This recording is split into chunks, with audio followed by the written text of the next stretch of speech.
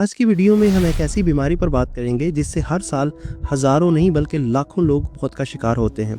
और हैरानकुन बात यह है कि जितने भी लोग इस बीमारी से मरते हैं उन्हें खुद नहीं पता कि ये बीमारी क्यों होती है और इस बीमारी से कैसे बचा जा सकता है या इसको कैसे रोका जा सकता है। जी हाँ, हम बात कर रहे हैं कैंसर की। आज की वीडियो में हम ये जानेंगे कि कैंसर क्या होता है, कैंसर कैसे फैलता है और कैंसर से कैसे बचा जा सकता है। तो वीडियो शुरू करते हैं। सबसे पहला सवाल, कैंसर क्या होता है। अगर आप अपने करीब लोगों से ये पूछें कि कैंसर क्या होता है तो वो इसका एक ही जवाब देंगे। 90% लोगों को तो इसके बारे में पता ही नहीं होता कि कैंसर क्या है। जो 10% लोगों को इसके बारे में पता होता है वो भी आपको ये जवाब देंगे कि कैंसर एक अनकंट्रोल्ड माइटोसिस है, यानी कि सेल्स की अनकंट्रोल्ड डिवीजन को बोलते हैं। यानी अगर हमारी बॉडी के अंदर सेल खुद ब खुद डिवाइड होना शुरू हो जाए तो इसको कैंसर बोलते हैं। लेकिन फिर जब आप उनसे ये सवाल करेंगे कि कैंसर से हमारी बॉडी के अंदर सेल ज़्यादा हो रहे हैं, यानी कि कैंसर से तो हमारी बॉडी में सेल ज़्यादा होते हैं, तो इससे इंसान की मौत क्यों होती है, तो इसका जवाब उनके पास नहीं होगा। तो इसका जवाब आपको मिलेगा इस वीडियो में। जी हाँ, इस वीडियो में हम मुकम्मल कैंसर के बारे में डिस्कस करेंगे ताकि हर इंसान को कैंसर के बारे में इल्म हो। तो वीडियो को आखिर तक देखना मत भूलिएगा। सबसे पहले हम बात करते हैं कि कैंसर क्या है। आमतौर पर, जैसा कि मैंने पहले भी आपको बताया, कि कैंसर आमतौर पर लोग ये समझते हैं कि कैंसर अनकंट्रोल्ड माइटोसिस को कहते हैं। माइटोसिस क्या है, सबसे पहले आप माइटोसिस को समझेंगे।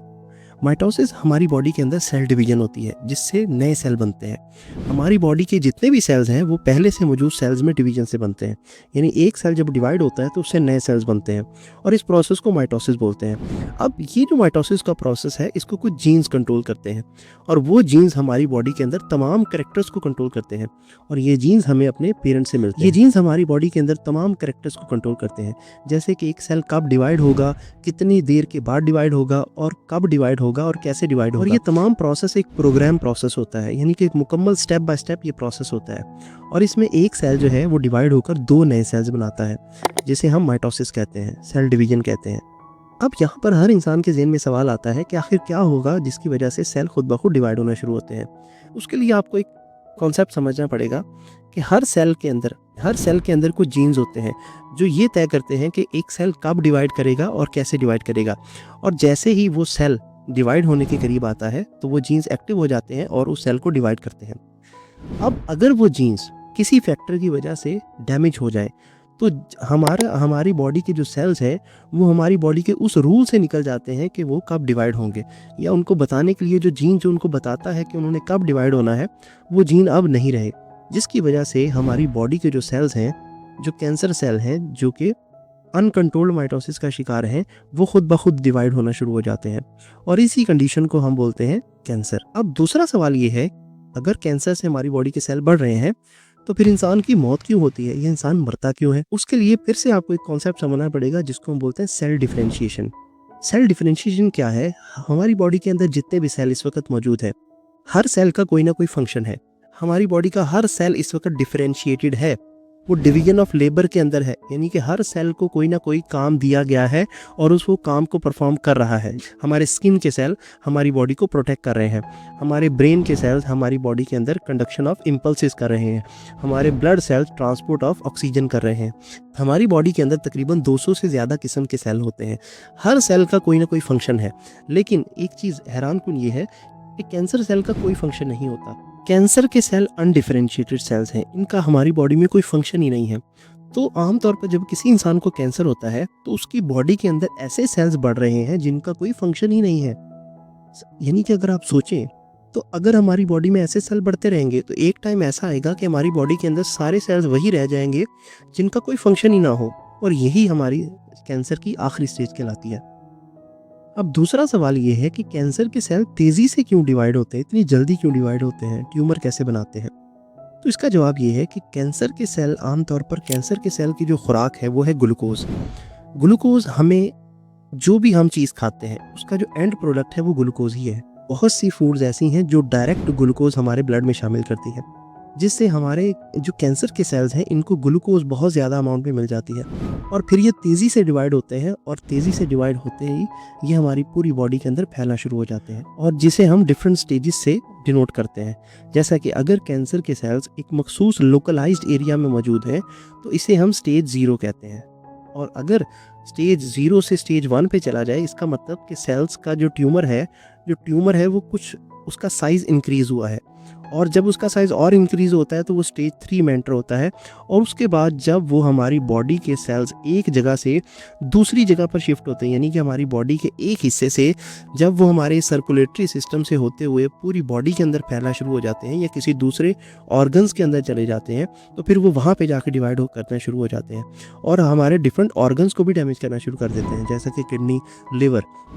और इस तरीके से जो ऑर्गन सबसे पहले डैमेज होगा और उसी के डैमेज होने से इंसान की मौत वाक़या होती है। यानी कि अगर वो आपके किडनी में चले जाएँ और किडनी फेलियर का बायस बने तो डेथ हो जाएगी। अगर वो लिवर में अटैक कर दें और लिवर के अंदर तेज़ी से डिवाइड हो जाए और लिवर को जल्दी ख़त्म कर दें तो लिवर के ख़त्म होने से इंसान की डेथ हो जाएगी। तो जो ऑर्गन इंसान का पहले ख़त्म होगा या पहले उसके अंदर कैंसर ज़्यादा प्रोलिफरेट करेगा, उसी की वजह से इंसान की डेथ हो जाती है, जिसे आमतौर पर स्टेज 4 कहा जाता है। आमतौर पर कैंसर किसी भी फैक्टर की वजह से हो सकता है, यूवी रेडिएशन की वजह से हो सकता है, किसी केमिकल की वजह से हो सकता है, किसी मेडिसिन की वजह से हो सकता है, किसी बैक्टीरियल या वायरल इन्फेक्शन की वजह से हो सकता है या पोल्यूशन की वजह से हो सकता है। उसके बहुत सारे फैक्टर्स हैं। लेकिन हैरानकुन बात यह है कि हमें हर रोज़ कैंसर होता है। हम हर रोज़ हमारी बॉडी में ऐसे सेल्स बनते हैं जो कैंसरस सेल्स हैं, लेकिन हर रोज़ हमारी बॉडी के सेल्स उन सेल्स को ख़त्म कर देते हैं। नेचर ने एक बहुत ही खूबसूरत एक प्रोसेस रखा है जिसे हम ऑटोफेगी कहते हैं। आमतौर पर जब एक सेल कैंसर ज़दा होता है, जब वो कैंसर से मुतासरा होता है, उसके जीन्स ख़राब हो जाते हैं, तो उस सेल्स के अंदर कुछ ऐसे जीन्स होते हैं जिन्हें हम सुसाइडल जीन्स बोलते हैं। अब जैसे ही किसी सेल को ये इंडिकेशन होती है कि वो कैंसर से मुतासर हो चुका है या वो कैंसर की वजह से डिस्टर्ब हो रहा है या वो खुद ब खुद डिवाइड होना शुरू हो रहा है, तो उसके अंदर जो सुसाइडल जीन्स हैं वो एक्टिव हो जाते हैं और वो सुसाइडल जीन्स उस सेल को खुद ही खाना शुरू कर देते हैं। उसको हम ऑटोफेगी बोलते हैं। ऑटो मीन खुद, फेगी का मतलब खा जाना, कि एक सेल खुद को अपने आप को खुद ही अगर खा ले तो इसको हम ऑटोफेगी बोलते हैं। अब हम बात करेंगे कि कैंसर का इलाज कैसे किया जाता है। आमतौर पर स्टेज 0 का कैंसर जो है, इसको एक छोटी सी सर्जरी के ज़रिए से ख़त्म कर दिया जाता है, क्योंकि ट्यूमर हमारी बॉडी में लोकलाइज्ड एरिया पे होता है, तो इसको रिमूव करना बहुत आसान होता है और ये 97% केसेस में जानलेवा नहीं है। लेकिन अगर स्टेज 2 और 3 में चला गया है ट्यूमर, तो स्टेज 2 और 3 के अंदर हम कीमोथेरेपी या रेडियोथेरेपी का यूज़ करते हैं। कीमोथेरेपी में बेसिकली थेरेपी का मतलब है इलाज करना, कीमो मीन केमिकल से। इसमें हम बॉडी के अंदर कुछ ऐसे केमिकल्स इंजेक्ट करते हैं जो कैंसरस सेल्स को मारते हैं। अब इनका नुकसान ये है कि ये हमारे कैंसरस सेल्स को मारने के बजाय हमारे हेल्दी सेल्स को भी मारते हैं। उसकी वजह ये है कि ये केमिकल्स इस तरीके से डिज़ाइन किए जाते हैं कि ये हमारी बॉडी के अंदर उन सेल्स को डिटेक्ट करके किल करते हैं जो ज़्यादा तेज़ी से डिवाइड हो रहे हैं, क्योंकि नॉर्मली तौर पर हमारी बॉडी में जो कैंसरस सेल्स हैं वो तेज़ी से डिवाइड करते हैं, लेकिन हमारी बॉडी के कुछ अपने सेल्स भी ऐसे हैं जो कैंसरस सेल्स की तरह ही तेज़ी से डिवाइड करते हैं, जैसे हमारे हेयर के फॉलिकल्स, हमारे हेयर के लास्ट फॉलिकल्स और इसके अलावा हमारे डाइजेस्टिव सिस्टम के सेल्स। इसीलिए आपने ऑब्जर्व किया होगा कि जो लोग कीमोथेरेपी करवा रहे होते हैं उनके बाल और स्किन के टिश्यूज़ जो हैं वो उतरना शुरू हो जाते हैं, बाल भी झड़ जाते हैं और स्किन भी डैमेज होना शुरू हो जाती है। क्यों? क्योंकि हमारी बॉडी के नॉर्मल सेल्स भी उसमें डैमेज होते हैं। जो दूसरा इलाज है वो है रेडियोथेरेपी। रेडियो मीन रेडिएशन के ज़रिए से। इसमें कैंसरस सेल्स हैं, इसको एक्सपोज किया जाता है और इसके ऊपर बम्बार्ड की जाती हैं रेडिएशंस। अब वो रेडिएशन जो है वो कैंसरस सेल्स को किल करती हैं। तो जो एक पर्टिकुलर एरिया के अंदर जो कैंसरस सेल्स हैं उनको, ट्यूमर्स को किल किया जाता है रेडिएशन के ज़रिए से। फिर में हम ये बात करेंगे कि अगर किसी इंसान को कैंसर होता है तो वो इस कैंसर से कैसे लड़ सकता है। अब आम तौर पर 2 काम होंगे, या तो कैंसर जीत जाएगा या आप जीत जाएंगे, लेकिन ज़्यादातर केसेस में कैंसर जीत जाता है।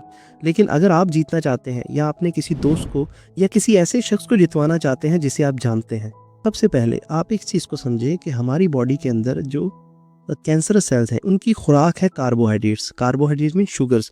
तो जितना ज़्यादा हम मीठा खाएंगे हमारे कैंसरस सेल उतने ही तेज़ी से बढ़ते जाएंगे, जो कि स्टेज 0 से 1, 2 और 4 तक बड़ी तेज़ी से ग्रोथ होगी। तो इसको रोकने के लिए हमने कार्ब्स को कम करना है। जैसे ही हम कार्बोहाइड्रेट कम करेंगे तो कैंसर का जो फैलना हमारी बॉडी के अंदर है वो कम हो जाएगा। दूसरा, इसको कम करने के लिए एक्सरसाइज बहुत ज़रूरी है। एक्सरसाइज के पीछे का कॉन्सेप्ट समझ लें। जब हम एक्सरसाइज करते हैं तो एक्सरसाइज से हमारी बॉडी के जो सेल्स हैं वो हमारी बॉडी की जो ग्लूकोज है उसको तेज़ी से यूटिलाइज कर लेते हैं, जिससे कैंसरस सेल्स को ऑक्सीजन या जो ग्लूकोज है वो बहुत कम मिलती है, और इसकी वजह से हमारे कैंसर सेल जो है वो कमज़ोर पड़ जाते हैं और हमारे इम्यून सिस्टम के सेल ज़्यादा ताकतवर होते हैं और वो उनको किल कर पाते हैं, और इस तरीके से कैंसर से लड़ा जा सकता है। यानी कि अगर आप रोज़ाना वर्जिश करें तो ये कैंसर से लड़ने में बेहतरीन हो सकता है। उसके बाद हम बात करेंगे कि डाइट प्लान कैसा होना चाहिए। तो सबसे पहले तो आपने अपना जो रीसेंट डाइट प्लान है उसको बिल्कुल छोड़ देना है। अब आप एक नए डाइट प्लान के साथ चलेंगे जिसमें जूसेस होंगे, फ्रेश जूसेस होंगे, ड्राई फ्रूट्स होंगे, इसके अलावा फ्रेश वेजिटेबल्स होंगी, विटामिन्स होंगे और बहुत सारी ऐसी चीज़ें जो कि कैंसर को कम करती हैं। अगर कोई इंसान कैंसर से लड़ना चाहता है तो सबसे बड़ा हथियार उसके पास है विल पावर। अगर वो इंसान ठान ले कि वो कैंसर को शिकस्त दे सकता है तो यकीन माने वो कैंसर को शिकस्त दे सकता है। हमारे पास बहुत सारी ऐसी मिसालें हैं, जैसे कि बॉलीवुड एक्टर संजय दत्त के मुतालिक डॉक्टर्स का कहना है कि जिस दिन उनको डायग्नोस हुआ कैंसर, उस दिन उन्होंने डबल एक्सरसाइज की और ये चीज़ को ध्यान में रखा कि मैं कैंसर से नहीं मरूंगा, और जल्द ही वो कैंसर को शिकस्त देने में कामयाब हुए। अगर आपको ये वीडियो इन्फॉर्मेटिव लगा हो और आपको लगा हो कि आप किसी की ज़िंदगी बचा सकते हैं तो काइंडली इस वीडियो को ज़्यादा से ज़्यादा अपने दोस्तों में और लोगों में शेयर करें, जिससे दूसरे लोगों को भी कैंसर के बारे में इल्म हासिल हो और वो भी कैंसर के बारे में इल्म हासिल करके कैंसर जैसी बीमारी से लड़ सकें। और हाँ, चैनल को सब्सक्राइब करना मत भूलिएगा।